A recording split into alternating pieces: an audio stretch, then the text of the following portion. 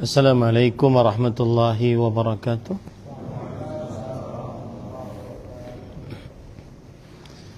Bismillahirrahmanirrahim.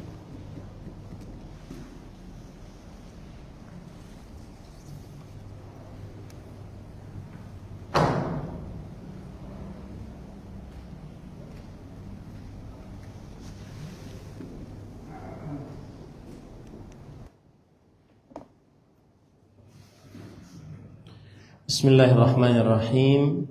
Innal hamdalillah nahmaduhu wa nasta'inuhu wa nastaghfiruh wa na'udzu billahi min shururi anfusina wa sayyiati a'malina. Man yahdihillahu fala mudilla lahu wa man yudlil fala hadiya lahu. Wa ashhadu an la ilaha illallah wahdahu la syarika lahu wa ashhadu anna Muhammadan 'abduhu wa rasuluh. يا أيها الذين آمنوا اتقوا الله حق تقاته ولا تموتن إلا وأنتم مسلمون يا أيها الناس اتقوا ربكم الذي خلقكم من نفس واحدة وخلق منها زوجها وبث منهما رجالا كثيرا ونساء واتقوا الله الذي تساءلون به والأرحام إن الله كان عليكم رقيبا يا أيها الذين آمنوا اتقوا الله وقولوا قولا سديدا يصلح لكم أعمالكم ويغفر لكم ذنوبكم ومن يطع الله ورسوله فقد فاز فوزا عظيما أما بعد فإن أصدق الحديث كتاب الله وأحسن الهدي هدي محمد صلى الله عليه وعلى آله وسلم وشر الأمور محدثاتها وكل محدثة بدعة وكل بدعة ضلالة وكل ضلالة في النار.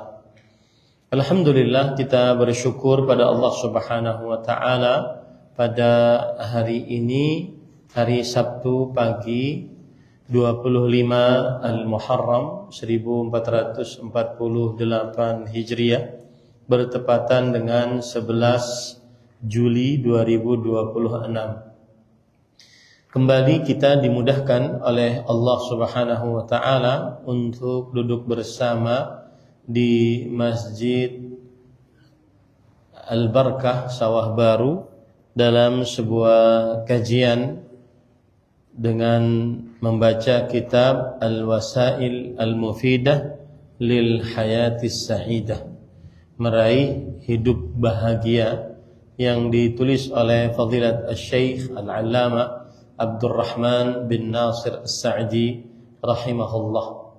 Salawat dan salam semoga selalu Allah berikan kepada Nabi kita Muhammad sallallahu alaihi wa ala alihi wasallam, pada keluarga beliau, para sahabat, serta orang-orang yang mengikuti beliau sampai hari kiamat kelak.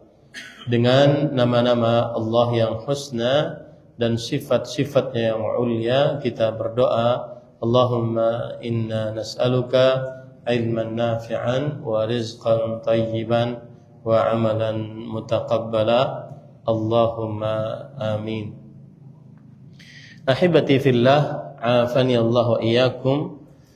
Pada kesempatan kali ini kita memulai membaca kiat yang ke-8 untuk meraih hidup bahagia.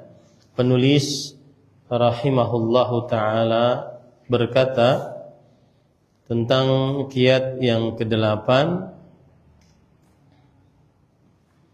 yaitu wa minal asbabil mujibah lis-sururi wa zawali al-hammi wal gham as-sa'yu fi izalatil asbab al-jalibah lil humum wa fi tahsil asbab al-jalibah lis-surur, wa dhalik binisyani ma madha alayhi min al-makarih allati la yumkinuhu radduha, wa ma'rifatuhu anna ishtighala fikrihi fiha min babil abathi wal muhal, wa anna dhalika humqun wa junun fayujahidu qalbahu 'anit tafakkuri fiha wa kadzalika yujahidu qalbahu an qalaqihi lima yastaqbiluhu mimma yatawahhamuhu min faqrin aw khawfin aw ghairihima min al-makarihi allati yatakhayyaluha fi mustaqbali hayatihi faya'lamu anna al-umura al-mustaqbalah majhulun ma yaqa'u fiha min khairin wa syarrin wa amalin wa alamin wa annaha biyadil azizil hakim laysa biyadil ibadi minha syai' illa as-sa'i fi tahsili khairatiha wa daf'i madarratiha wa ya'lamu al-'abdu annahu idza sarafa fikruhu an qalaqihi min ajli mustaqbali amrihi wattakala ala rabbih fi islahihi wa tama'anna ilaihi fi dhalik idza fa'ala dhalika itma'anna qalbuhu wa salahat ahwaluhu wa zala anhu hammuhu wa qalaquhu. Yang artinya yang kedelapan, kiat meraih hidup bahagia adalah melupakan berbagai penderitaan masa lalu yang tidak dapat ditolak. Maksud daripada kiat ini adalah bahwa seseorang apabila ingin hidup bahagia, maka salah satu caranya adalah dia melupakan sesuatu yang menyakitkan hidupnya, sesuatu yang menyedihkan hidupnya. Dan sesuatu yang menyedihkan tersebut dia tidak bukan karena sebab dia, tapi karena memang takdirnya Allah Subhanahu wa taala. Saya beri contoh misalkan seperti Nabi Muhammad sallallahu alaihi wasallam yang yatimnya sempurna. Maka agar hilang perasaan merasa terkucilkan dengan saat lahir tidak ada bapak, maka pada saat itu sudah dia berusaha untuk melupakannya karena itu memang sudah ditakdirkan oleh Allah 50.000 tahun sebelum penciptaan langit dan bumi. Nah, ini para ikhwan yang dirahmati oleh Allah. Jadi dia berusaha untuk menghilangkan kesedihannya. Yang mana kesedihan tersebut memang sudah takdir Allah Subhanahu wa taala. Dia harus berusaha menghilangkan kesedihannya tersebut. Ya. Dan ini adalah termasuk konsekuensi keimanan. Orang yang beriman, maka dia berusaha untuk tidak putus asa atas apa yang Allah Subhanahu wa taala telah berikan kepadanya. Dan ini juga sangat logis bagi hidup seseorang. Kalau ingin bahagia, ya sudah dia menghilangkan kesedihan, melupakan masa lalu yang penuh dengan takdir yang buruk menurutnya. Nah, seperti itu. Ini pada ikhwan yang dirahmati oleh Allah Subhanahu wa taala. Maka pada saat itu kemudian dia mendapatkan kebahagiaan. Ya. Ini dengan cara bagaimana? Penulis mengatakan di sini,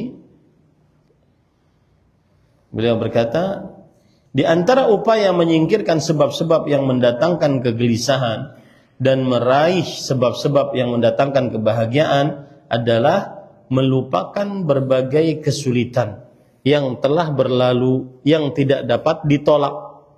Ya, tidak dapat ditolak. Kenapa? Karena itu takdirnya Allah SWT.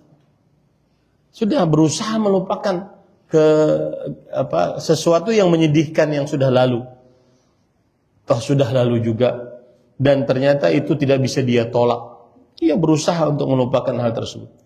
Dia harus memahami bahwa menyibukkan diri dengan memikirkan hal tersebut merupakan perbuatan orang bodoh. Ya, harus memahami yang masuk akal adalah apa yang akan dia hadapi sekarang dia harus kerjakan. Jangan dia berpikir yang sudah lewat. Ngapain dia berpikir yang sudah lewat? Apalagi itu sudah takdir Allah Subhanahu wa taala. Sudah qadarullah ma syaa fa'al. Ya. Merupakan perbuatan orang bodoh yang sia-sia. Oleh karena itu dia harus berusaha memalingkan hatinya untuk tidak memusatkan pikiran terhadap masalah tersebut agar tidak khawatir terhadap masa depannya dari dugaan kefakiran dan ketakutan atau kesulitan-kesulitan lain yang dia bayangkan.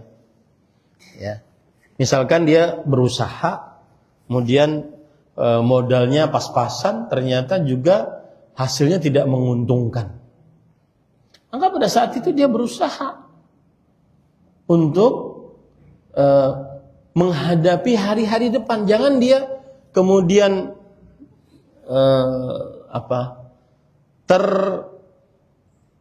terbayangkan selalu kegagalan yang telah dulu. Ini tidak logis cara berpikirnya. Ya, ini tidak logis cara berpikirnya. Makanya kalau dari sisi agama adalah dia berbaik sangka kepada Allah Subhanahu wa taala. Rasulullah SAW bersabda, "Ana 'inda dhanni 'abdi bi, falyadhunna bi ma syaa." Aku sesuai dengan sangkaan hambaku terhadapku, maka hendaknya dia menyangkaku dengan sekehendaknya. Berbaik sangka kepada Allah Subhanahu wa taala. Ketakutan gagal lagi usahanya, ketakutan gagal lagi usaha untuk mendapatkan anak, usaha untuk mendapatkan rezeki, usaha untuk gagal lagi. Maka jangan pikirkan yang telah lalu. Yang harus dia kerjakan sekarang adalah berpikir positif untuk menghadapi hari-hari ke depan. Itu yang paling logis bagi dia lakukan. Karena yang telah lalu sudah terjadi. Dan itulah ketetapan Allah Subhanahu wa taala yang tidak bisa dia tolak. Nah, begitu caranya. Jadi kalau boleh dikatakan ini kembali kepada beriman kepada takdir. Memperkuat iman kepada takdir. Nah, sama seperti perempuan yang dia trauma menikah lagi. Kenapa? Karena pernah cerai, kemudian dia trauma.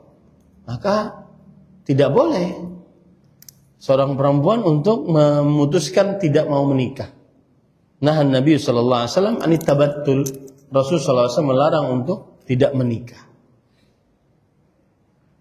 Apalagi tidak menikahnya karena ada alasan dia trauma dengan kehidupan berumah tangga sebelumnya. Nah, ini tidak logis cara berpikirnya. Karena yang sudah terjadi, maka ucapkan qadarullah ma syafa'an. Tetapi yang ada di hadapan kita harus mengambil lebih inisiatif, kemudian optimis terhadap apa yang Allah Subhanahu wa taala takdirkan untuk dirinya.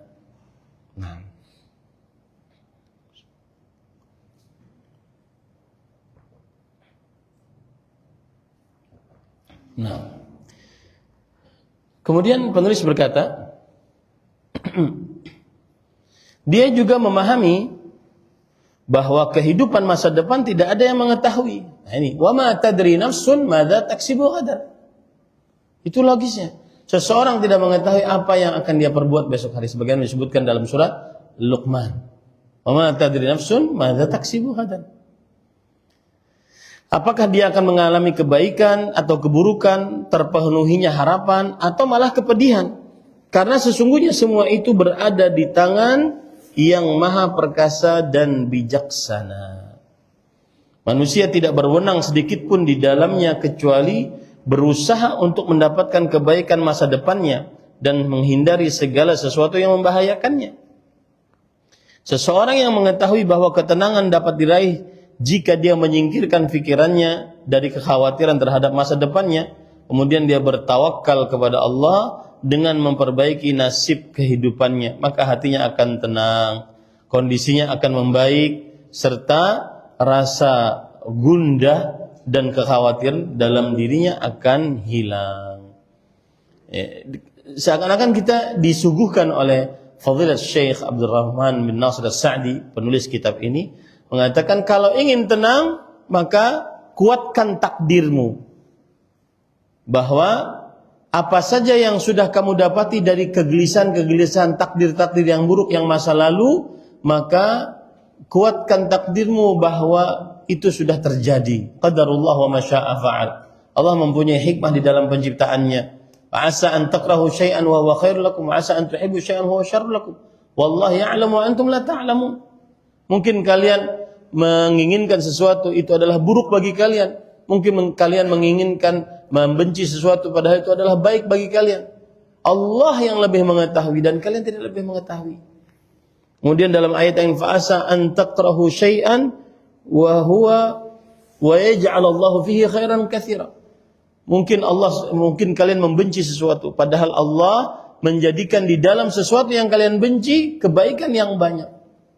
Jadi kiat agar bisa menghilangkan kenangan-kenangan yang mendatangkan kegelisahan, trauma-trauma yang mendatangkan kegelisahan, maka kuatkan keimanan terhadap takdir.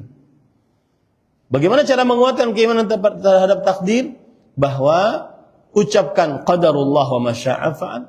Yang terjadi dari perihal-perihal keburukan yang menyedihkan, menggelisahkan, Allah bertakdir akan hal tersebut 50.000 tahun sebelum penciptaan langit dan bumi, dan Allah berbuat sekehendaknya.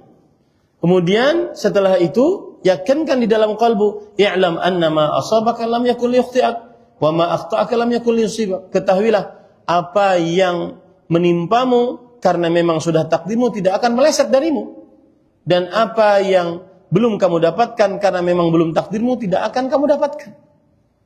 Nah, seperti itu. Itu kiat agar bisa menghilangkan kenangan-kenangan yang mendatangkan kegelisahan di masa lalu. Kemudian kiat yang lain di dalam poin yang ke-8 ini juga adalah bertawakal kepada Allah. Bertawakal kepada Allah Subhanahu wa ta'ala. Wa man yatawakkal 'ala Allah fahuwa hasbuh. Barang siapa yang bertawakal kepada Allah, maka Allah lah sebagai pencukupnya. Ya, Allah lah Subhanahu wa ta'ala sebagai pencukupnya. Karena di sini disebutkan tadi, kemudian bertawakal kepada Allah dengan memperbaiki nasib kehidupannya.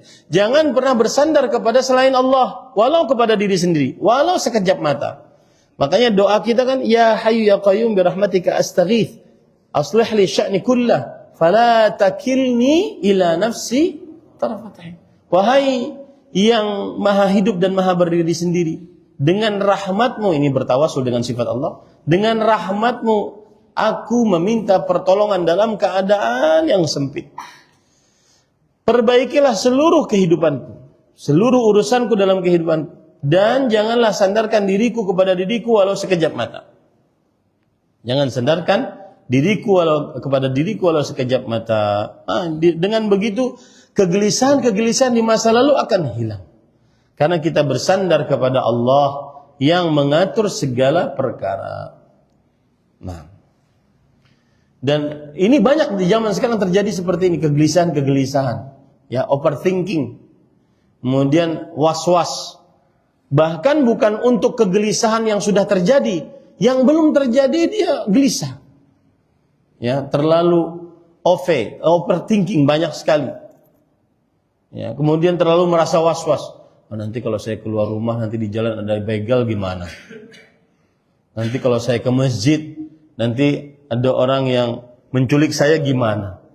Ini benar-benar dia pemikirannya terlalu over gitu, sehingga menimbulkan was-was, sehingga menimbulkan ketidaktenangan, dan itu tidak bisa kecuali tidak bisa dilawan kecuali dengan mempertebal keimanan kepada takdir. Kemudian yang kedua, bersandar qalbu hanya kepada Allah Subhanahu wa ta'ala. Nah, itu adalah yang ke-8. Kemudian yang ke-9, penulis berkata, wa min anfa'i ma yakunu fi mulahadhati mustaqbalil umur isti'malu hadha ad-da' alladhi kana an-nabiy sallallahu alaihi wasallam yad'u bihi. Allahumma aslih li dini alladhi huwa ismatu amri wa aslih li dunyaya allati fiha ma'ashi wa aslih li akhirati allati fiha ilaiha ma'adi waj'alil hayata ziyadatan li fi kulli khair waj'alil mauta rahatan li min kulli syarr. Hadis rawahu Muslim. Wa kadzalika qauluhu sallallahu alaihi wasallam, Allahumma rahmataka arju fala takilni ila nafsi tarfata 'ain wa aslih li sya'ni kullah la ilaha illa anta. Rawahu Abu Daud bi isnadin sahih. Fa idza lahaja al-'abdu bi hadha ad-du'a alladhi fihi salahu mustaqbalih ad-dini wad-dunyawi bi qalbin hadir wa niyatin sadiqatin ma'a ijtihadihi fima yuhaqqiqu dhalik haqqaqa Allahu lahu ma da'ahu wa rajahu wa 'amila lahu wa anqalaba hammuhu farahan wa sururan. Yang artinya, yang ke-9 sekarang, kiat meraih hidup bahagia, doa dengan doa yang dipanjatkan oleh Rasulullah sallallahu alaihi wasallam. Cuma saya berpesan di sini bukan hanya sekedar gerakan bibir dan lisan, tetapi doa yang tumbuh dari dalam kalbu, kemudian diucapkan oleh lisan. Nah, itu yang benar-benar berdoa, bukan hanya sekedar ucapan lisan, sedangkan hatinya masih merasa berat, hatinya masih tidak bersandar kepada Allah, hatinya hanya sekedar ingin hiburan dan seterusnya. Di antara doanya adalah Allahumma aslih li dini alladhi huwa ismatu amri. Ya Allah, perbaikilah bagiku agamaku yang merupakan pelindung perkaraku. Para ikhwah yang dirahmati oleh Allah Subhanahu wa taala,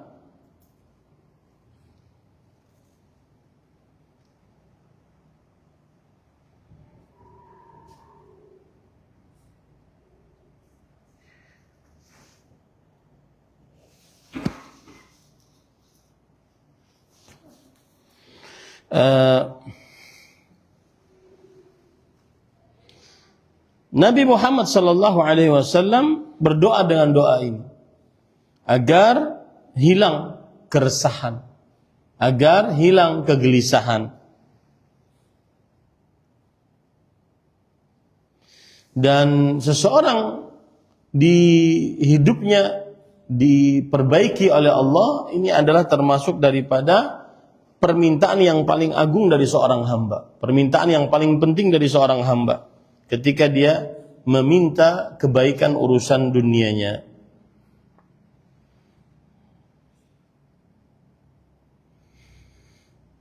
Nah, jadi dihafalkan doa ini para ikhwan yang dirahmati oleh Allah Subhanahu wa taala. Doanya tadi berbunyi Allahumma aslih li dini alladhi huwa ismatu amri. Apa yang dimaksud dengan ya Allah, perbaikilah bagiku agamaku yang merupakan pelindung perkaraku. Perbaikilah agamaku maksudnya adalah hendaknya seseorang minta kepada Allah Subhanahu wa taala agar diperbaiki ibadahnya kepada Allah, akidahnya kepada Allah, muamalahnya, adab dan akhlaknya. Perbaiki agamaku.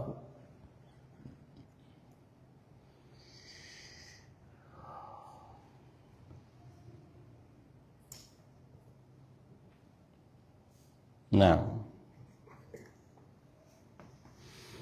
itu para ikhwan yang dirahmati oleh Allah Subhanahu wa taala. Sebentar.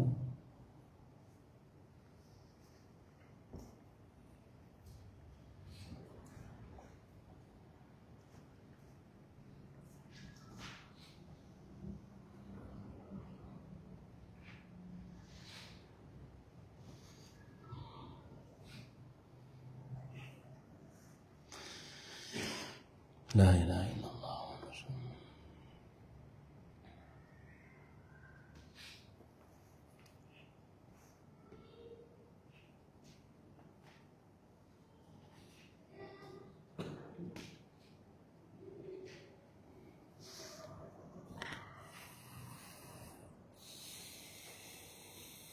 Nah, mudah-mudahan bisa dihafal ya para ikhwan yang dirahmati oleh Allah Subhanahu wa ta'ala, yaitu Allahumma aslih li dini alladhi huwa ismatu amri. Ya Allah, perbaikilah urusan agamaku yang merupakan penjaga bagi perkaraku di dunia.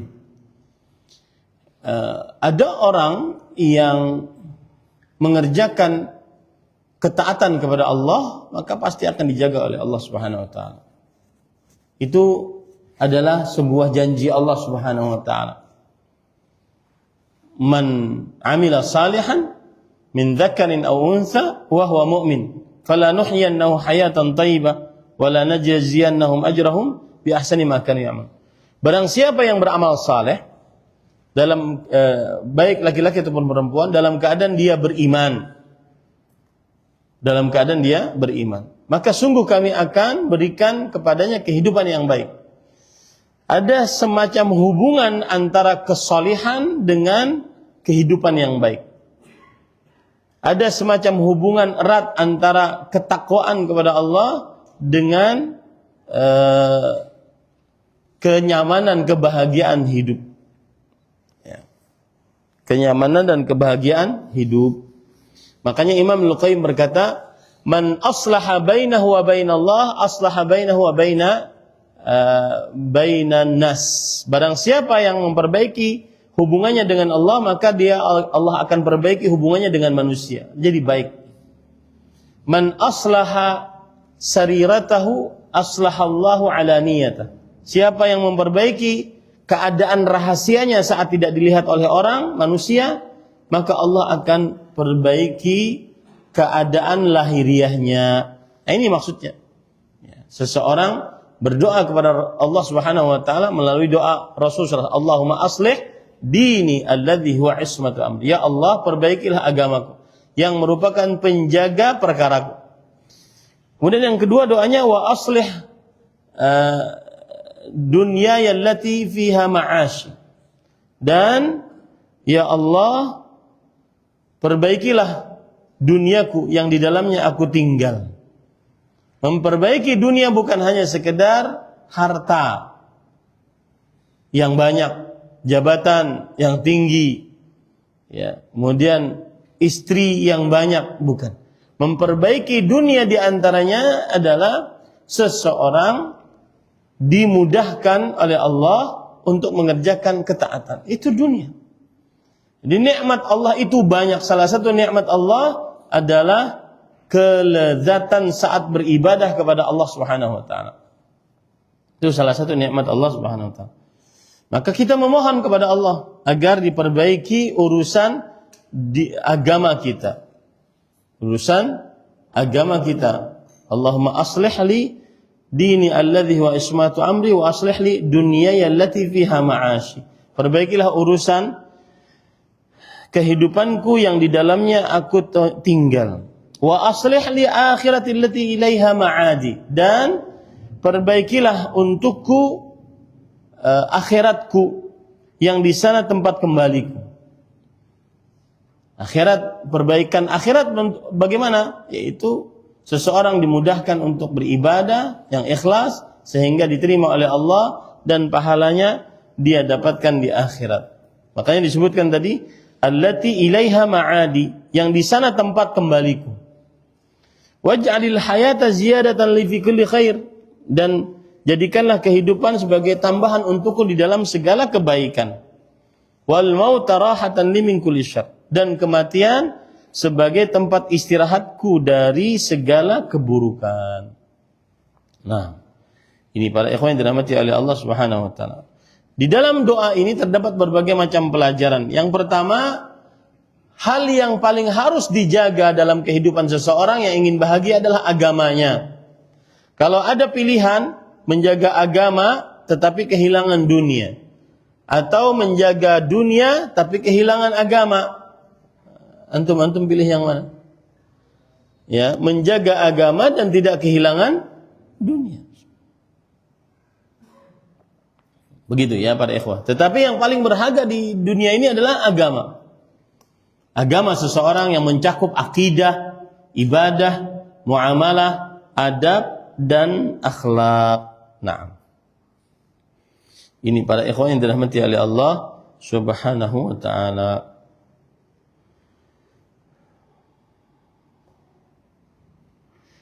Nah, para ikhwan yang dirahmati oleh Allah Subhanahu wa ta'ala,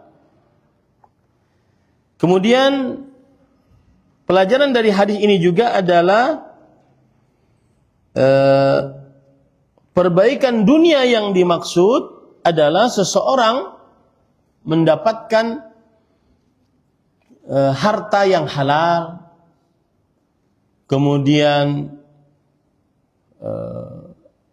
kenikmatan yang tidak menzalimi orang lain. Itu termasuk daripada perbaikan dunia. Faedah selanjutnya yang terdapat dalam hadis ini juga adalah bahwa akhir dari kehidupan seseorang adalah kehidupan akhirat. Nasib yang paling hakiki dari kehidupan seseorang adalah nasib akhirat. Itu ingat baik-baik para ikhwan. Jadi jangan terlalu sedih kalau seandainya nasib seseorang dianggap manusia di dunia rendah. Jangan terlalu sedih. Yang penting di akhirat seseorang tidak dianggap hina oleh Allah Subhanahu wa taala. Itu yang paling utama. Akhir yang paling menentukan adalah hidup seseorang di akhirat. Itu yang paling menentukan. Nah. Kemudian pelajaran dari doa ini juga adalah bahwa boleh untuk meminta panjang umur, tapi dalam kebaikan. Sebagaimana hadis Rasulullah, waj'alil hayata ziyadatan li fi kulli khair. Jadikanlah kehidupan sebagai tambahan bagiku dalam setiap kebaikan. Nah. Kemudian pelajaran dari doa ini juga adalah kematian pemutus dan pembeda antara waktu beramal dengan waktu mengambil ganjaran atas amal. Kematian fasil, pembeda antara waktu beramal dengan waktu pengambilan pahala atas amal. Kalau sudah mati maka tidak ada lagi waktu beramal. Kalau sudah mati tidak ada lagi waktu beramal. Makanya ada ayat yang menunjukkan bahwa orang-orang kafir kalau didatangi kematian mereka mengatakan Rabbirji'un, ya Allah kembalikan kami ke dunia. Untuk apa? La'alli a'malu salihan, agar aku bisa beramal saleh. Walau satu amal saleh pun, walau apapun, sekecil apapun. Ya. Nah, ini menunjukkan bahwasanya jangan sampai kita sebagai seorang muslim seperti orang-orang kafir yang habis waktunya di dunia dan dia tidak menghasilkan apa-apa. Akhirnya ingin kembali ke dunia. Tetapi orang yang beriman tidak. Dia mengumpulkan bekal-bekal yang paling banyak yang dia gunakan untuk kehidupan setelah kematiannya. Wallahu a'lam. Nah, doa selanjutnya, Allahumma rahmataka arju fala takilni ila nafsi tarfata'in wa aslih li sya'ni kullah la ilaha illa anta. Doa ini, dua doa ini bulan depan saya minta dihafal. Kita tunjuk dan mungkin ada hadiah dari DKM. Umroh mungkin gitu. Hafal dua doa 1 bulan. Ya, dihafal doa ini. Cara menghafalnya mudah, diamalkan. Pas sujud, ya, sebelum salam, diamalkan. Baik. Allahumma rahmataka arju. Ya Allah, rahmatmu aku harapkan. Ini bertawassul dengan sifat Allah dan itu diperbolehkan.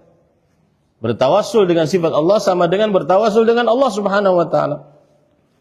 Wahai Allah, Allahumma artinya ya Allah, rahmatmu aku harapkan. Ketika orang berkata begini, wahai Allah, aku berharap kepada rahmatmu.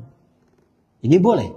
Tetapi doanya, wahai Allah, rahmatmu aku harapkan. Rahmatnya didahulukan. Para ulama mengatakan, taqdimu ma haqquhu ta'khir yadullu 'ala al-ikhtisas. Yang artinya mendahulukan yang semestinya diakhirkan. Ya Allah, aku berharap rahmatmu. Tetapi ini didahulukan. Ya Allah, rahmatmu aku berharap. Mendahulukan yang semestinya diakhirkan itu adalah untuk pengkhususan. Artinya apa? Ya Allah, hanya rahmatmu yang aku harapkan. Tidak ada yang lain. Hanya rahmatmu yang aku harapkan.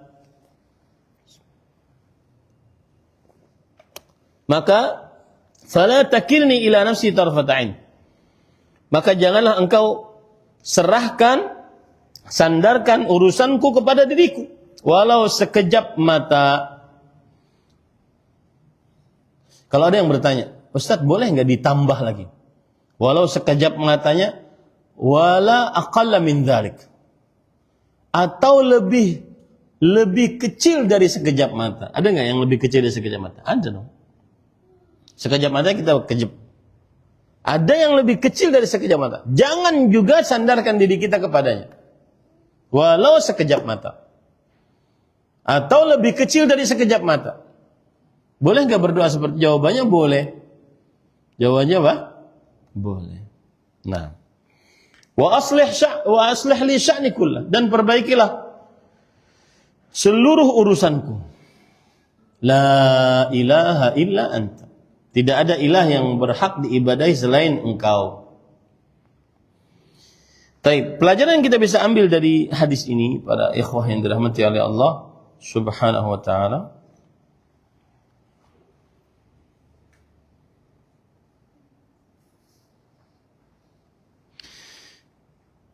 Hadis ini disebut oleh Rasulullah SAW da'awatul makrub, doa orang yang dalam keadaan sulit. Siapa yang dalam keadaan sempit, sulit, gelisah, resah, maka perbanyaklah doa ini. Allahumma rahmataka arju, fala takilni ila nafsi tarfata ain. Ya Allah, hanya rahmatmu aku berharap. Maka jangan sandarkan diriku kepada diriku walau sekejap mata. Ini disebut oleh Rasulullah SAW sebagai da'awatul makrub, doa orang yang dalam keadaan sempit, resah, gelisah. Ya. Kemudian pada ikhwan yang dirahmati oleh Allah Subhanahu wa taala, faedah yang selanjutnya dari hadis ini adalah doa ini mengandung bahwa boleh bertawassul dengan sifat Allah. Karena rahmat adalah sifat Allah. Boleh bertawassul dengan sifat Allah Subhanahu wa taala. Kemudian yang ketiga pelajaran dari doa ini adalah tidak boleh bersandar kepada makhluk walau kepada diri sendiri. Bersandar hanya kepada Allah Subhanahu wa taala. Tidak boleh bersandar kepada makhluk, tetapi bersandar hanya kepada Allah Subhanahu wa taala.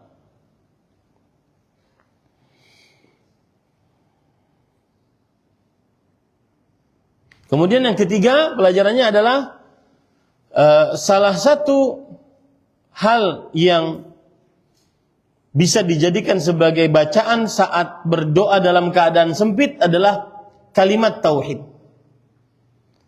Kita mendapatkan kesulitan hidup, keresahan, kegelisahan, maka jangan lupa untuk mengucapkan kalimat tauhid. Karena salah satu fungsi dari kalimat tauhid adalah menghilangkan keresahan. La ilaha illa anta subhana. Sebagaimana Nabi Yunus alaihissalam ketika dalam perut ikan, beliau mengucapkan ini, la ilaha illa anta. Wahai Allah, tidak ada ilah yang berhak diibadahi selain engkau. Nah.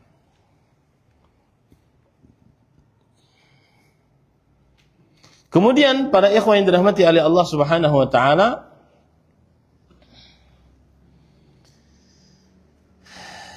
pelajaran dari hadis ini juga adalah kita berdoa kepada Allah segala hal. Permintaan kita di dunia, permintaan kita di akhirat, maka berdoalah kepada Allah. Bahkan dalam hadis yang diriwayatkan oleh Imam Tirmidzi, kemudian Imam An-Nasa'i, kemudian Imam Al-Albani rahimahullah disahihkan oleh beliau, dilemahkan oleh beliau, tetapi sahih secara mauquf bahwa Rasul sallallahu alaihi wasallam bersabda, "Salullaha kulla syai' hatta asy-syi'tha." Fa inna Allah azza wa jalla law lam yassirhu lam yatayassar. Ini luar biasa. Mintalah kepada Allah segala sesuatu sampai tali sendal. Sesungguhnya Allah azza wa jalla jika tidak memudahkan maka tidak akan ada kemudahan. Itu pasti. Jika tidak memudahkan tidak akan ada kemudahan. Jika tidak ada kemudahan dari Allah untuk mendapatkan anak, tidak akan ada kemudahan. Itu pasti. Jangan pernah berpikir, oh mungkin ada kemudahan lain selain kemudahan dari Allah. Enggak. Yang tidak dimudahkan oleh Allah maka tidak akan ada kemudahan. Maka mintalah segala sesuatu hanya kepada Allah Subhanahu wa taala. Kemudian pelajaran dari hadis ini juga adalah selalu bersandar qalbu dan condong hanya kepada Allah dalam urusan-urusan dunia dan akhirat. Coba perhatikan sekarang. Dalam hadis yang diriwayatkan atau disebutkan oleh Imam Ibnu Qayyim dalam kitabnya Madarijus Salikin, kemudian Imam Al-Hafidz Ibnu Rajab dalam kitabnya Jami'ul Ulum wal Hikam, bahwa Allah berfirman, "Ya Musa, salini hatta milha ajinatik wa ilfa syatik." Wahai Musa, mintalah kepadaku sampai garam adonanmu, sampai rumput untuk makanan hewan ternakmu, mintalah kepadaku. Nah, ini para ikhwan yang dirahmati oleh Allah Subhanahu wa taala. Jadi termasuk daripada pelajaran dari doa yang kita barusan baca itu adalah membuat seseorang bersandar terus-menerus kepada Allah walau dalam perihal-perihal yang sangat detil dari perkara-perkara dunia.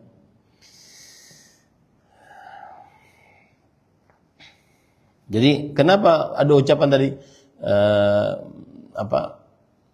garam adonan, kemudian rumput untuk makanan binatang ternak? Karena Nabi Musa alaihissalam pernah berkata, "Ya Rabbi innahu la ta'ridu li al-hajah minad dunya fa astahi an as'alaka iyyaha ya Rabb." Wahai Allah, aku ada keperluan hajat dunia, tapi aku malu untuk minta kepadamu. Ini adabnya para nabi. Ya, adabnya para nabi. Kata Nabi Musa alaihissalam, "Ya Allah, aku ada hajat kepadamu, tapi aku malu minta kepadamu." Ya, malu minta kepadamu. Kata Allah, "Wahai Musa, mintalah kepadaku sampai garam adonanmu dan sampai rumput bagi makanan ternakmu." Maka pada ikhwah, termasuk daripada kiat yang ke-9 meraih hidup bahagia adalah senantiasa berdoa dengan doa Rasulullah sallallahu alaihi wa ala alihi wasallam.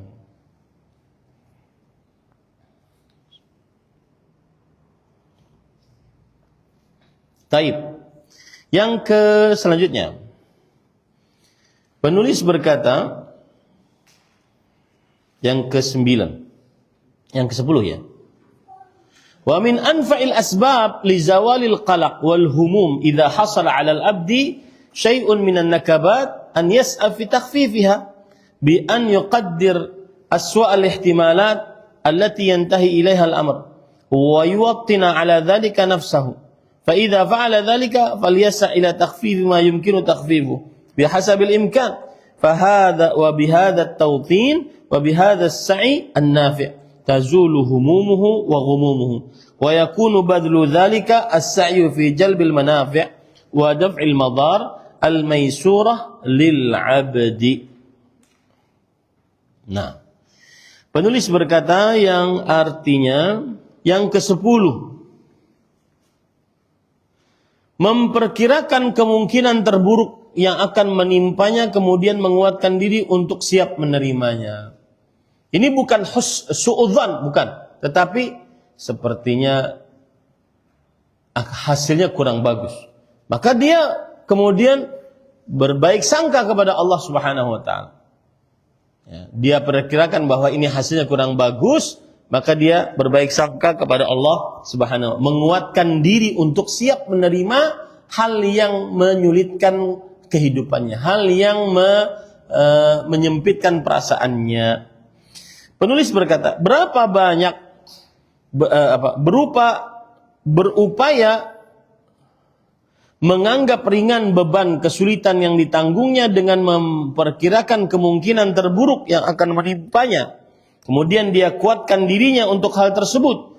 Jika hal tersebut telah dilakukan, maka selanjutnya dia berupaya untuk memperingan problem yang dihadapi sedapat mungkin. Dengan kemantapan jiwa dan upaya yang bermanfaat tersebut, akan hilanglah perasaan gundah dan resah. Berganti dengan upaya nyata untuk mendatangkan kemanfaatan dan menolak kesulitan yang mudah bagi seorang hamba. Kalau dirinya sudah berfikir berbaik sangka kepada Allah, maka akan timbul usaha-usaha untuk menuju kebaikan tersebut. Itu solusi ya. Itu faedah maksud saya dari berbaik sangka. Kalau dia tumbuh di dalam kalbunya baik sangka kepada Allah, maka dia akan bekerja untuk mewujudkan agar tidak tertimpa musibah tersebut. Wallahu a'lam. Nah, kemudian penulis berkata, fa idza halat bihi asbabul khauf wa asbabul asqam wa asbabul faqr wal adam lima yuhibbuhu minal mahbubatil mutanawwi'ah falyatalaqqa dzalika bituma'ninah wa tawtinin linnafs 'alaiha bal 'ala ashaddi ma yumkinu minha fa inna tawtinan nafs ala ihtimalil makarih yuhawwinuha wa yuzilu shiddataha wa khususan idza ashghala nafsahu bimudafa'atiha bihasabi maqdurihi fayajtami'u fi haqqi tawtin nafs ma'a as-sa'yi an-nafi' alladhi yashghalu 'anil ihtimami bil masa'ib wa yujahidu nafsahu ala tajdid quwwati al-muqawamah lil makarih ma'a i'timadihi fi dhalika 'ala Allah wa husni thiqah bihi wa la raiba anna li hadzal umur faidataha al-'azimah al-'uzma fi husul as-surur wa inshirah as-sudur ma'a ma yu'ammiluhu al-'abdu min ath-thawab al-'ajil wal-ajil wa hadha musyahad mujarrab wa waqa'i'uhu mimman jarrabahu katsiratun jiddan. Yang artinya penulis berkata, jadi kita katakan tadi paragraf pertama adalah agar kita hidup bahagia kita memperakirakan sepertinya kurang untung. Nah, ketika sudah ada kata-kata seperti itu atau pemikiran seperti itu, siapkan diri kita. Apapun yang terjadi, maka insya Allah itu yang terbaik. Pilihan Allah yang terbaik. Itu maksud daripada penulis. Dari yang ke-10 ini. Ya. Wah, sepertinya nih perang ketiga nih. Ya, perang keempat nih. Karena mungkin dia berpoligami ketahuan. Maka dia siapkan dirinya. Begitu juga istri. Ini sepertinya kejadian nih Ustaz. Maka dia siapkan dirinya agar tidak terlalu berat menghadapi kesulitan hidup. Baik. Paragraf yang selanjutnya, jika hal tersebut mampu menggantikan penyebab ketakutan, kepedihan, kekhawatiran akan kefakiran karena kecintaannya terhadap aneka ragam kesenangan, maka dia dapat menerima semua itu dengan perasaan tenang dan kemantapan jiwa, bahkan sekalipun musibahnya lebih hebat dari itu. Jadi dia berusaha untuk sudah mempersiapkan diri menghadapi hal yang terburuk. Ini kasus buruknya bagaimana sih nanti? Sepertinya begini, saya sudah siap insya Allah. Nah, begitu ya. Karena kemantapan jiwa dalam menanggung kesulitan dapat meringankan kesulitan itu sendiri dan menghilangkan goncangannya, khususnya jika dia menyibukkan diri dengan menyingkirkannya sedapat mungkin, maka dalam dirinya akan berkumpul kemantapan jiwa dan upaya nyata untuk mengatasi problemnya yang sekaligus dapat menghindarinya dari sekedar memikir musibah itu membantu dirinya. Untuk memperbaharui kekuatan dalam mengatasi masalah seraya bertawakal dan percaya kepada Allah Subhanahu wa taala. Tidak diragukan lagi bahwa perkara-perkara semacam ini sangat bermanfaat untuk meraih kebahagiaan dan kelapangan dada di samping adanya pengharapan seorang hamba atas ganjaran yang setimpal dari Allah Subhanahu wa taala baik di dunia maupun di akhirat. Hal ini dapat disaksikan dan dialami orang banyak. Paragraf kedua memberikan pelajaran kepada kita begini. Kalau diperkirakan ini ada sesuatu yang buruk, maka mulai bersandar qalbu kepada Allah. Kuatkan tawakal kepada Allah Subhanahu wa taala. Apapun yang engkau takdirkan ya Allah, saya akan berusaha menerimanya. Ya, kuatkan tawakal kepada Allah Subhanahu wa taala. Kemudian agar kita kuat tawakalnya, ingat pahala orang yang bertawakal kepada Allah. Aman yatawakkal 'ala Allah fahuwa hasbuh. Siapa yang bertawakal kepada Allah, Allah akan cukupkan. Nah, begitu caranya. Jadi ada rentetan pemikiran. Kalau orang ingin bahagia, salah satu kiatnya adalah dia persiapkan keadaan terburuk kalaupun terjadi.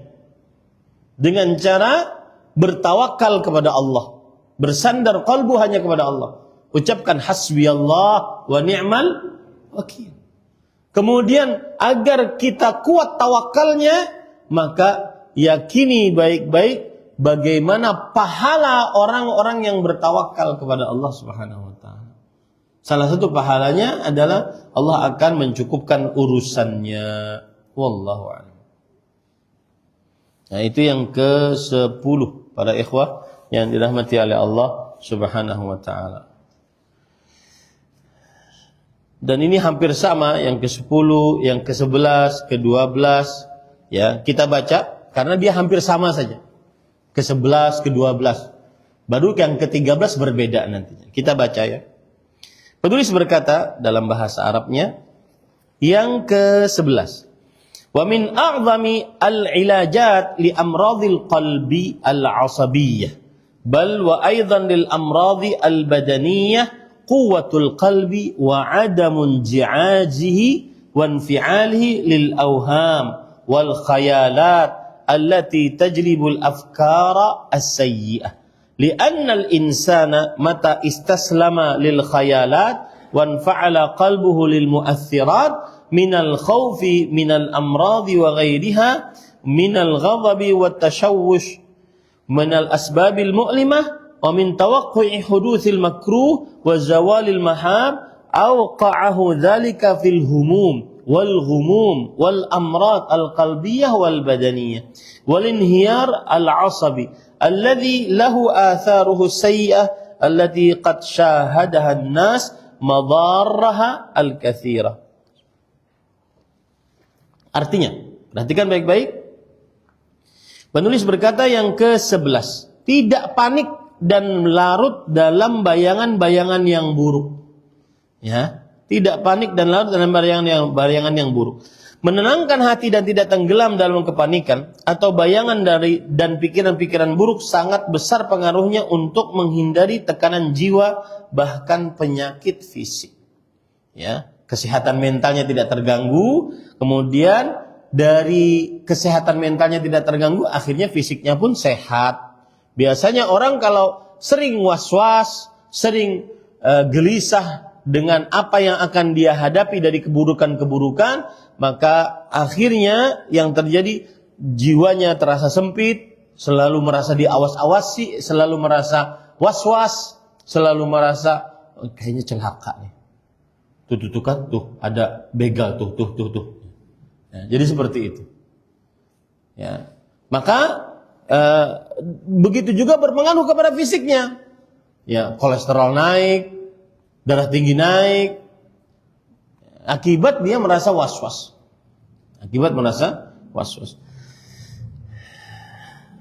Karena jika seseorang tenggelam dalam bayangan ketakutan dan hatinya terpengaruh oleh berbagai perubahan, baik dari rasa takut akan penyakit atau yang lainnya, marah dan perasaan tidak menentu karena memperkarakan terjadinya kesulitan dan hilangnya berbagai kenikmatan. Semua itu dapat mendatangkan perasaan gundah, penyakit hati dan fisik. Fisik serta ketegangan saraf yang dapat berakibat buruk. Hal ini juga banyak disaksikan oleh manusia. Apalagi kita di zaman sekarang. Zaman yang kita banyak melihat keadaan orang. Saya sering mengatakan, zaman media sosial, dia banyak orang yang sering was-was, kesehatan mentalnya terganggu. Kenapa? Karena banyak yang dilihat dan banyak yang didengar. Melalui apa? Media sosial. Melihat orang yang sukses, dia resah. Kok saya nggak bisa begitu ya? Melihat pasangan suami istri yang sering ketawa kalau dalam konten, ya. Kemudian sepertinya bahagia banget. Kok saya sama suami nggak seperti itu ya? Saya pernah ngisi sebuah nasihat pernikahan yang nikah adalah ustadz generasi Gen Z.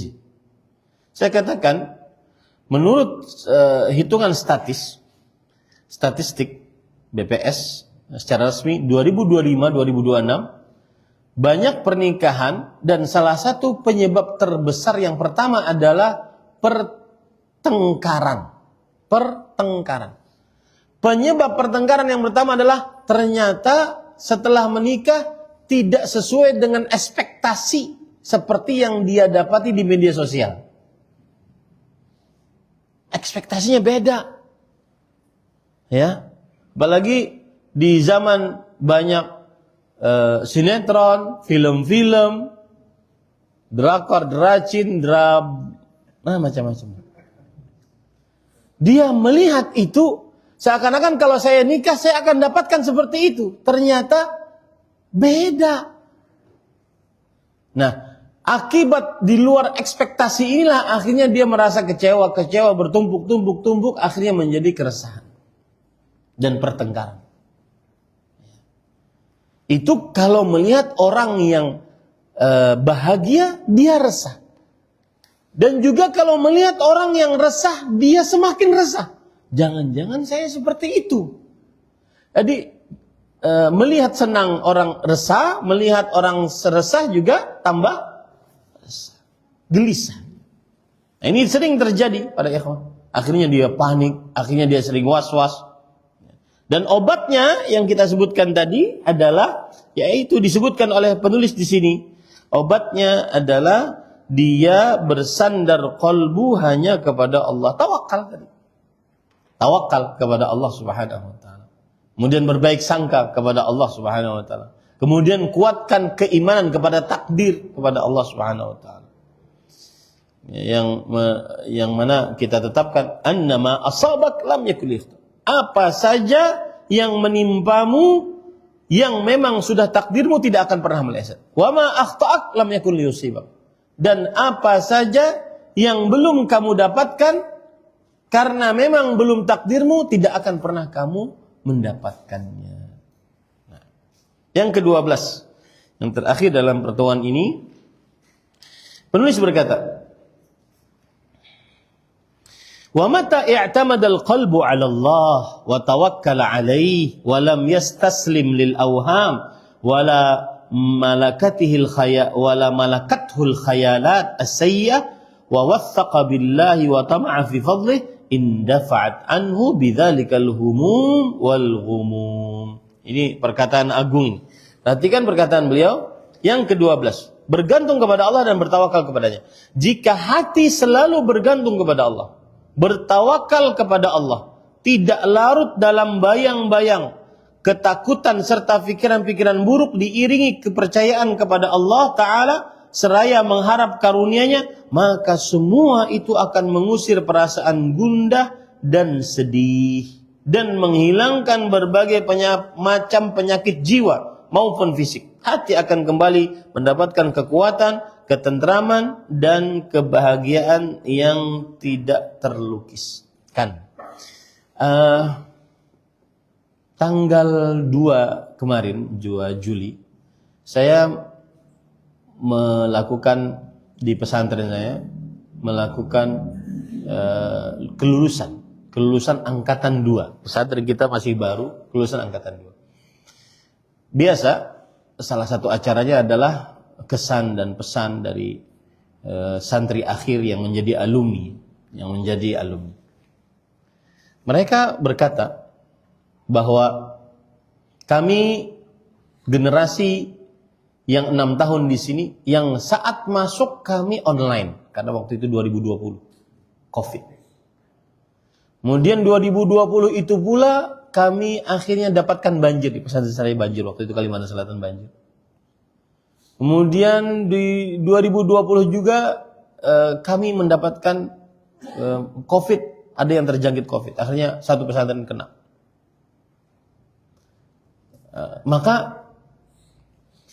Tapi kemudian mereka mengatakan ada perkataan yang sangat menarik. Mereka berkata begini, lam nastaslim, kami tidak menyerah.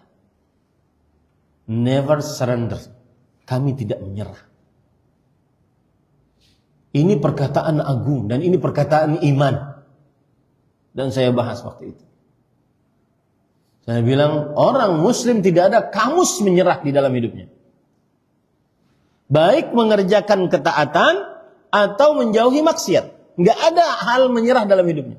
Mengerjakan ketaatan. Misalkan ingin bangun malam. Ternyata bisa bangun malamnya 5 menit lagi sebelum adzan. Tak apa-apa.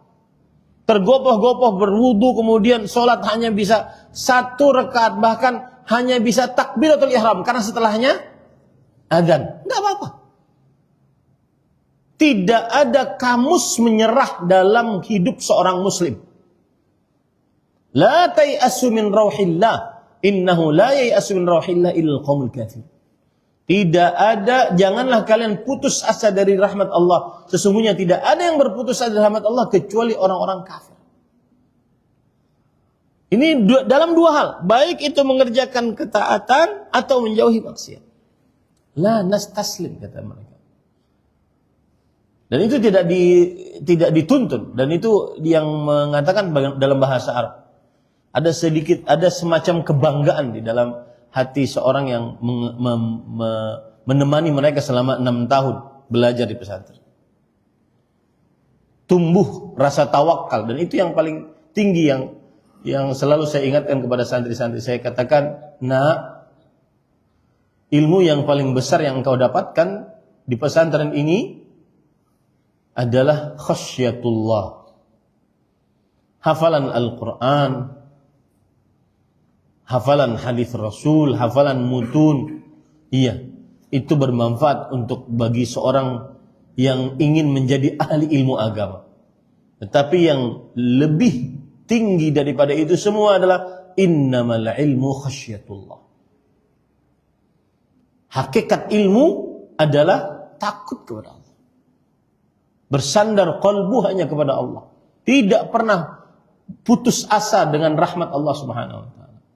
Maka ini para ikhwan yang dirahmati oleh Allah, bergantung kepada Allah, bertawakal kepada Allah Subhanahu wa taala. Karena di zaman sekarang kita kadang-kadang sebagai penyelenggara lembaga pendidikan, kita ini ingin rakus. Anak-anak kita harus mempunyai keahlian yang macam-macam. Ilmiahnya, skillnya, ya. Bahkan sampai santri harus bisa coding juga, dan seterusnya. Dalam tanda kutip itu sebuah kerakusan dari penyelenggara pendidikan Islam. Tetapi sebenarnya harta yang paling berharga, 6 tahun mereka belajar kepada kita, salah satu harta yang paling berharga yang kita tanamkan adalah khasyatullah, takut kepada Allah Subhanahu wa taala. Selalu merasa diawasi oleh Allah Subhanahu wa taala. Selalu merasa takut kepada Allah Subhanahu wa taala. Sebagaimana perkataan Abdullah bin Abbas radhiyallahu anhu, "Innamal ilmu khasyatullah." Sesungguhnya ilmu yang sebenarnya adalah rasa takut kepada Allah. Bersandar hanya kepada Allah Subhanahu wa taala. Karena dengan itu dia akan bisa menghadapi syubhat dan syahwat di masyarakat. Syubhat dan syahwat. Ini pada ikhwan yang dirahmati oleh Allah. Nah, kemudian penulis mengatakan, indafa'at anhu bidzalika al-humum wal ghumum wa zalat anhu katsirun minal asqam al-badaniyah wal qalbiyah wa hasala lil qalbi minal quwwah wal insyirah was surur ma la yumkinu at-ta'biru anhu fakam muliat al-mustashfayat min marda al-awham wal khayalat al-fasidah wa kam atharat بهذه الأمور على قلوب كثير من الأقوياء فضلا عن الضعفاء وكم أدت إلى الحمق والجنون والمعافى من عافاه الله ووفقه لجهاد نفسه لتحصيل الأسباب النافعة المقوية للقلب الدافعة لقلقه قال تعالى ومن يتوكل على الله فهو حسبه أي كافيه جميع ما يهمه من أمر دينه wa dunyahu. Ini perkataan yang menggugah hati seseorang. Perhatikan baik-baik. Beliau mengatakan, jika hati selalu bergantung kepada Allah, bertawakal kepadanya, tidak larut dalam bayangan-bayangan ketakutan, serta pikiran-pikiran buruk diiringi kepercayaan kepada Allah Ta'ala, seraya mengharap karunia-Nya, maka semua itu akan mengusir perasaan gundah dan sedih. Dan menghilangkan berbagai penyakit jiwa maupun fisik. Itu satu. Yang kedua, hati akan kembali mendapatkan kekuatan. Ini yang paling utama. Orang bertawakal kepada Allah, hati akan mendapatkan kekuatan, ketentraman, dan kebahagiaan yang tidak terlukis. Betapa banyak rumah sakit yang dipenuhi oleh orang-orang yang sakit karena dihantui bayangan-bayangan buruk. Betapa banyak masalah ini mempengaruhi mereka-mereka yang kuat hatinya, apalagi jika dia orang lemah. Yang kuat saja kadang-kadang menjadi dimasuki rasa was-was, apalagi yang lemah. Betapa hal ini sering mendatangkan tindakan bodoh dan gila. Akibat was-was kadang-kadang hilang akalnya, akhirnya mengerjakan perbuatan yang bodoh, akhirnya mengerjakan perbuatan yang menunjukkan kepada hilangnya akal, kegilaan. Orang yang sehat adalah siapa yang Allah sehatkan dan Allah berikan taufik untuk berjuang melawan hawa nafsunya, untuk mendapatkan sumber-sumber kekuatan bagi hatinya yang dapat menyingkirkan kekhawatiran yang menimpanya. Allah Subhanahu wa taala berfirman, siapa yang bertawakal kepada Allah, maka niscaya Allah akan mencukupkan keperluannya.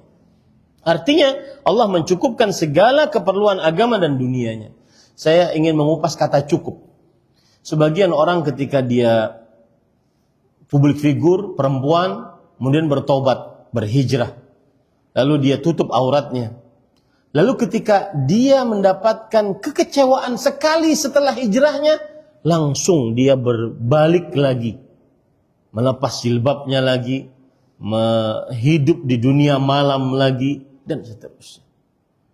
Padahal kalau seandainya dia bersabar atas apa yang dia dapati setelah dia berhijrah, Allah akan mencukupkan kehidupannya. Bahkan ada kadang-kadang orang stres setelah mendapatkan sekali ujian dari Allah Subhanahu wa taala. Seakan-akan hidupnya selalu diuji oleh Allah, padahal ujiannya cuma sekali saja. Nah, ini diperlukan kekuatan hati. Kapan hati bisa kuat? Ketika seseorang benar-benar mengakui keagungan Allah Subhanahu wa taala. Penulis berkata, "Fal mutawakkilu 'ala Allah qawiyul qalbu fal mutawakkitu 'ala Allah qawiyul qalbu la tu'athiru fil awham wa la tuz'ijuhu al hawadithu li'ilmihi anna dhalika min dha'fin nafs wa min al khawr wal khawf alladhi la haqiqata lah wa ya'lamu ma'a dhalika anna Allah qad takaffala liman tawakkala 'alayhi bil kifayati tammah fa yathiqu billah wa yatma'innu li wa'dihi فيزول همه وقلقه ويتبدل عسره يسرا وترحه فرحا وخوفه أمنا فنسأل الله العافية وأن يتفضل علينا بقوة القلب وثباته بالتوكل الكامل الذي تقبل الله لأهله بكل خير ودفع كل مكروه وضير. Yang artinya, para ikhwan yang dirahmati oleh Allah Subhanahu wa taala, penulis berkata, orang yang bertawakal kepada Allah Subhanahu wa taala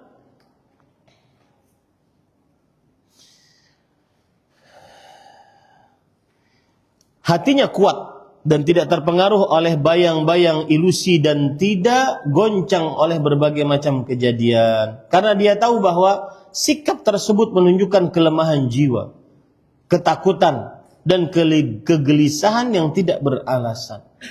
Di samping itu dia pun mengetahui bahwa Allah Ta'ala menanggung beban orang yang bertawakal kepadanya dengan kecukupan yang sempurna. Maka dia percaya kepada Allah dan tenang dengan janji Allah. Ini harus yakin dengan janji Allah Subhanahu wa taala. Yang takwa, wa man yattaqillah yaj'al lahu makhraja. Yang takwa pasti Allah akan jadikan jalan keluar. Pasti Allah akan memberikan rezeki kepadanya. Berapa banyak orang-orang yang melepaskan penutup dirinya akibat merasa dia tidak bisa mencari rezeki kecuali dengan melepas jilbabnya.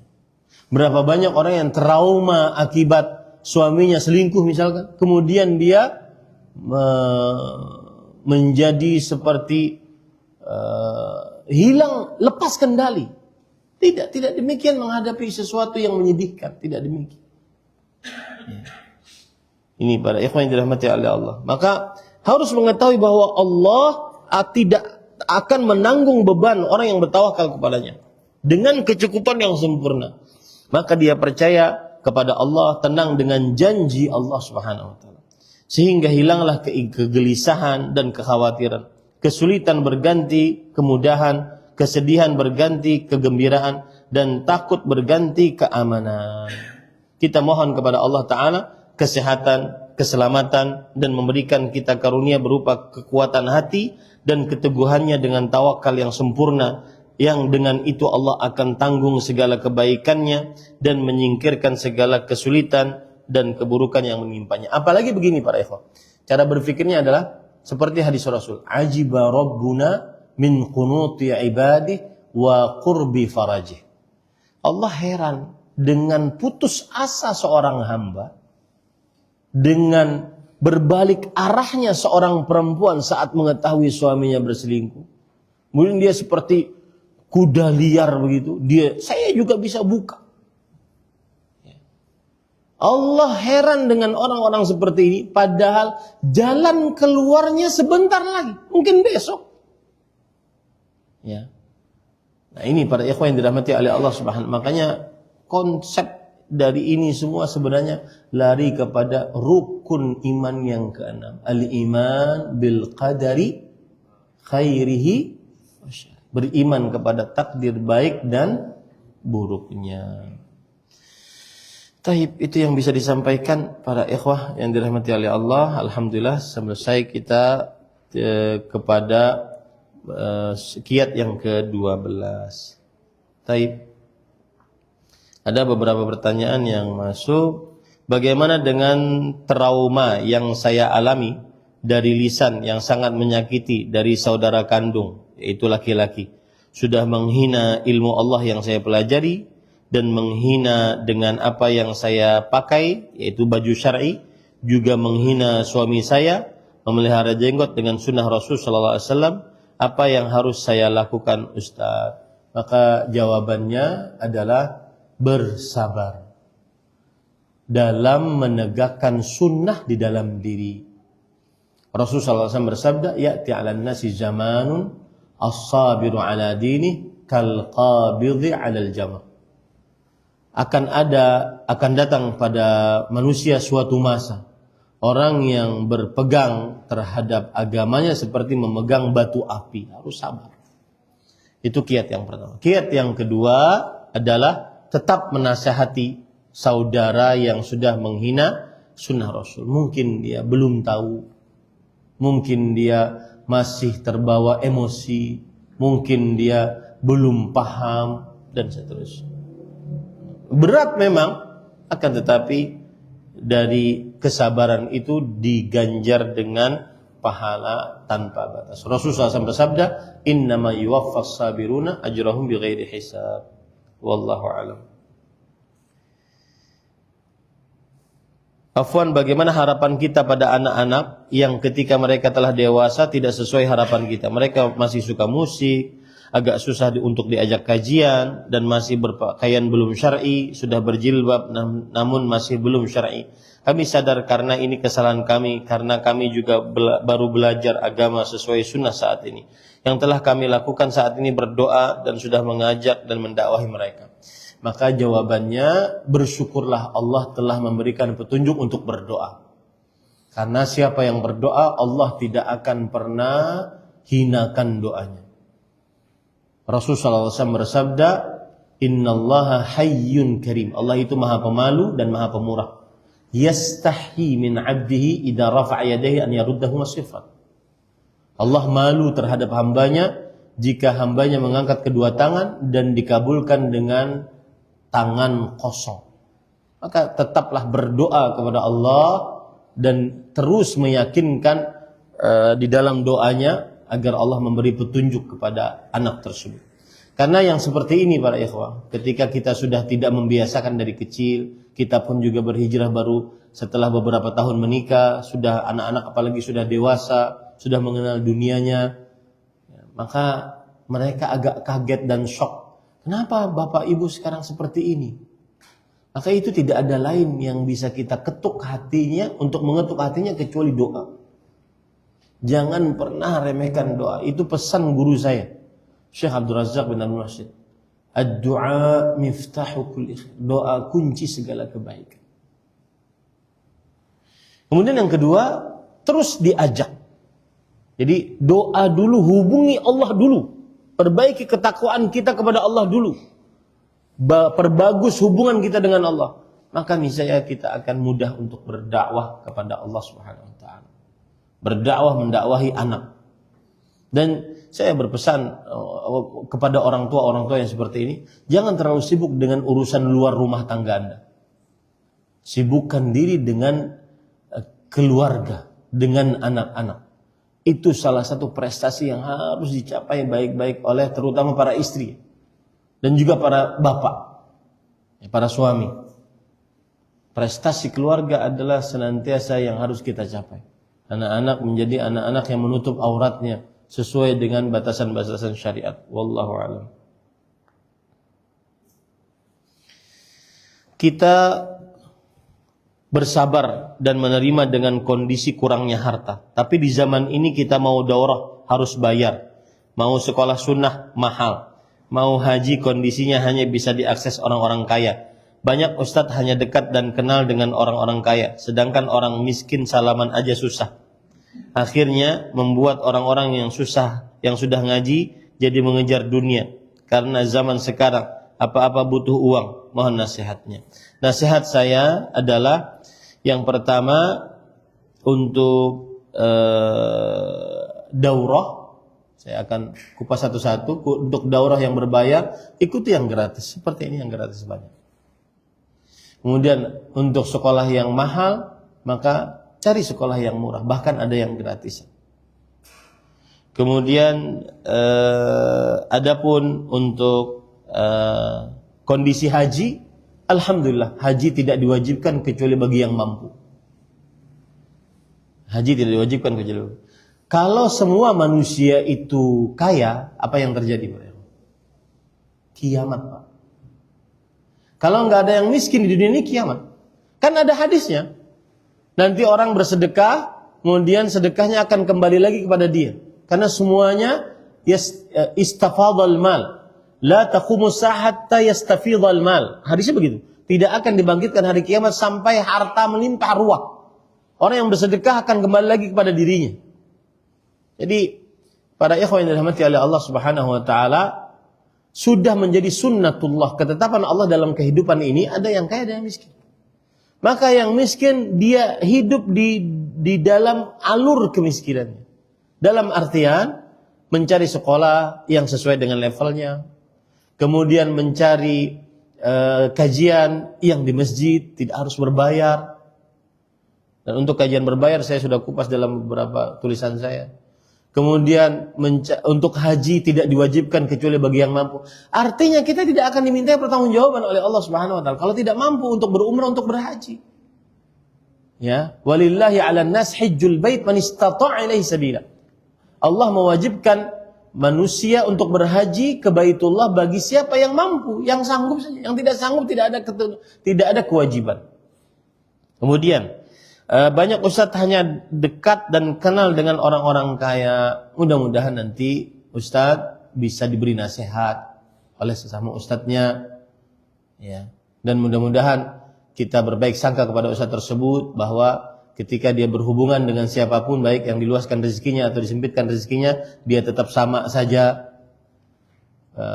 Dia bisa bersalaman dengan siapa saja, dia bisa senyum dengan siapa saja. Dan ketika ustadz berhubungan dengan baik dengan orang yang diluaskan rezekinya, ada misi dakwah di dalamnya, mudah-mudahan seperti itu. Ya. Ini para ikhwan yang dirahmati oleh Allah Subhanahu wa taala. Lalu yang paling terakhir, oleh karena itulah akhirnya membuat orang-orang yang sedang ngaji sekarang terfokus hanya ingin dapat dunia. Maka jawabannya para ikhwah, saat engkau ingin mencari rezeki, carilah rezeki yang baik, yang semangat. Tetapi tujuan mencari rezeki bukan tujuan. Dunia bukan tujuan. Sehat bukan tujuan, tapi dia sarana agar bisa beribadah kepada Allah Subhanahu wa taala. Itu saja. Dan jangan sampai gara-gara mencari dunia tadi, karena hal-hal yang di atas yang dia sebutkan tadi, akhirnya dia kemudian malas untuk menuntut ilmu agama, malas untuk hadir pengajian, dan seterusnya. Allahu a'lam. Ada kasus seorang menantu laki-laki disumpahi oleh mertua laki-laki. Di hadapan ada iparnya karena menantunya mengungkit-ungkit pemberiannya sampai mertuanya wafat. Mantunya itu belum meminta maaf. Sekarang hidup mantunya susah, meminta-minta ke sana sini. Tadinya hidupnya kaya raya. Apakah yang harus dilakukan mantu tersebut? Kita tidak tahu apa yang terjadi secara rinci dan siapa yang keliru, siapa yang berbuat zalim dan siapa yang terzalimi. Maksud saya, memang ada hadis da'watul zalim laisa bainahu wa bainallahi hijab. Da'watul mazlum, doa orang yang terzalimi tidak ada hijab antara dia dengan Allah Subhanahu wa taala. Maka kita tidak tahu apakah si mertua ini merasa terzalimi kemudian dia berdoa sehingga keadaan mantunya seperti itu. Wallahu a'lam. Yang jelas nasihat saya untuk si mantu, banyaklah perbaiki hubungan dengan Allah. Yang kedua, minta halallah kepada orang-orang yang kira-kira sudah kita sakiti qalbunya. Wallahu a'lam.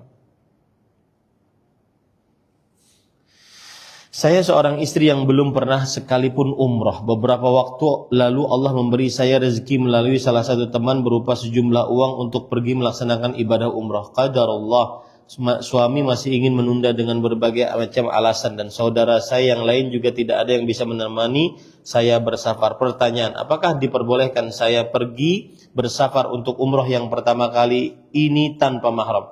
Saya khawatir jika ajal tiba sementara saya belum pernah umrah, padahal rezeki itu untuk umrah telah Allah berikan. Mohon nasihatnya.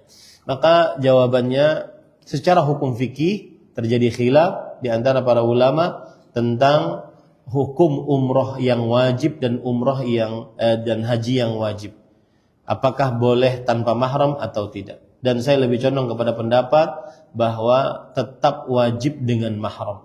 Karena hadisnya jelas, la tusafir mar'ah illa wa ma'adhi mahram. Tidak boleh bersafar seorang perempuan kecuali bersamanya mahramnya.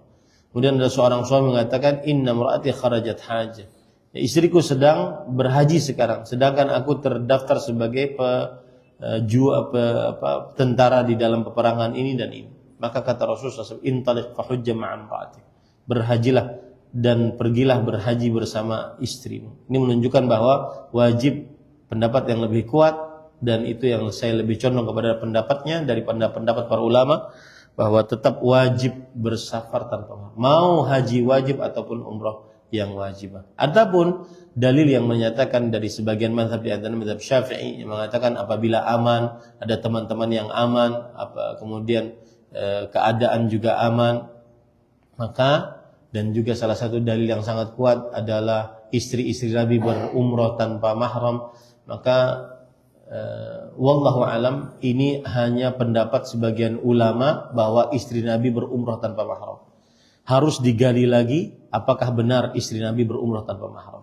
Kalau masih ada ihtimal, masih ada kemungkinan, mungkin berdasarkan itu Aisyah pernah berumrah tanpa mahram, kemungkinan belum ada dalil tegas, maka tidak bisa kemungkinan dijadikan sebagai sebuah sandaran dalil. Paham maksud saya? Sedangkan di depan kita ada hadis yang begitu kuat. Dan saya khawatir ketika pemerintah di sana yang mengurus dua tanah suci membolehkan perempuan tanpa mahram berumrah, sebelumnya kan tidak dibolehkan. Maka tidak ada para ustadz-ustadz kita yang menggembar-gemborkan hukum ini, yang membolehkan tanpa mahram. Lalu kenapa sekarang berubah? Apakah karena ingin memperbanyak jamaah? Allahu a'lam. Paham maksud saya? Jadi ujung-ujungnya apa? Duit.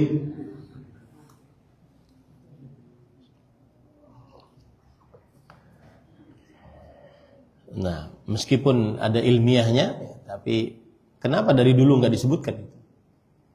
Kenapa dari dulu nggak diangkat itu? Oh, ada khilaf, kemudian dia membela pendapat yang membolehkan. Kenapa nggak diangkat?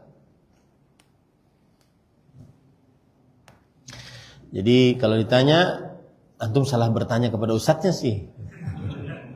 Sama kejadian gini. Ustadz, kata ada jamaah, waktu itu saya bawa laki-laki, Ustadz, boleh nggak memakai kain ihram tapi bukan sedang berihram agar bisa tawaf di lantai dasar Ka'bah? Saya bilang, antum kenapa nanya saya? Ya, coba antum nggak nanya, kerjakan aja langsung, kan selesai. Tapi kalau nanya saya bilang nggak boleh, karena itu bohong. Wallahu a'lam. Cukup kiranya karena ada kajian lagi setelah ini.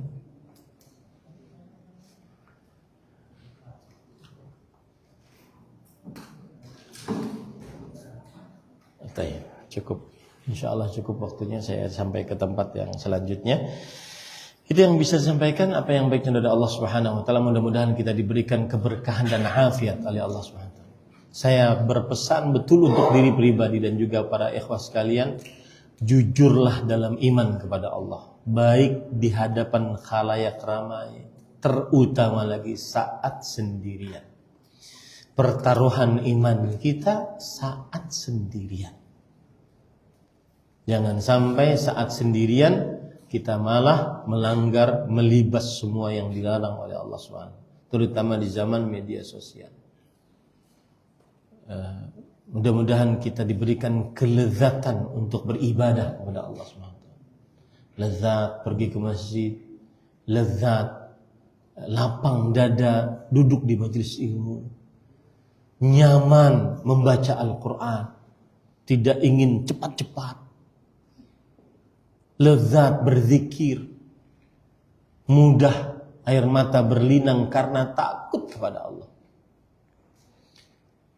Lezat bangun malam, bukan hanya sekedar cepat-cepatan, tapi memang menikmati sekali bangun malam.